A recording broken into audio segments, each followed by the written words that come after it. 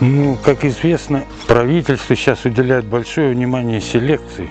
И селекционные темы, они уже даже со следующего года пройдут вне конкурса. Вот здесь на участке у нас начался посев по селекции риса.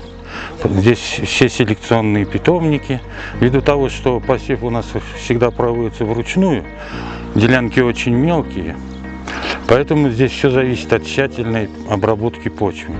Поэтому мы проводим дополнительную. Вот сейчас идет выравнивание участка, убирание крупных комков, всех ненужных растительных остатков и все. Но планируем через день-два закончить и затопить, с тем, чтобы уже со следующего года в полном масштабе развернуть селекцию, как того требует сейчас, как-то требует время, требует правительство, требует наши хозяйства, наши производители. Сейчас у нас в перспективе есть 2 сорта. В этом году будем их размножать. На следующий год попробуем ускоренно размножать через какие-то дополнительные способы, типа там гидропоника, пересадочные культуры, с тем, чтобы как можно быстрее и больше предложить нашим производителям целую, как бы сказать, гамму сортов, чтобы они могли выбирать, кому что нравится, кому что. Вот такие сейчас работы ведутся. Но погода хорошая, думаю, дай бог, все пройдет удачно, и год будет удачным.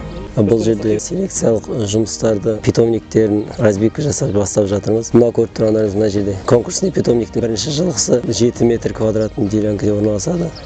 Мына жерде тартып атқандарымыз бұл гибридный селекционный питомниктер 2 квадратный метр. Бұл жерде біз жаңа будандасқан сорттарды жарыс өткіземіз. Тұздылыққа, күннің стрессовый ситуацияларына, скороспелостьке қарсы качестволарына байланысты таңдап алынып, сосын конкурсный питомникқа орналастырамыз. Бүгін осы жұмыстарды бастап, өзіміздің отделімізде 3 кіші ғылыми қызметкер, 1 жетекші ғылыми қызметкеріміз бар, және 4 лаборантымыз бар. Жердегі мақсатымыз өзіміздің сыр сұлуы, маржан сорттарының артынан жаңадан орта және ерте пісетін техникалық жағынан, качествосы жағынан заманауи талаптарға сай келетін сорттар шығару және оларды өндіріске енгізу.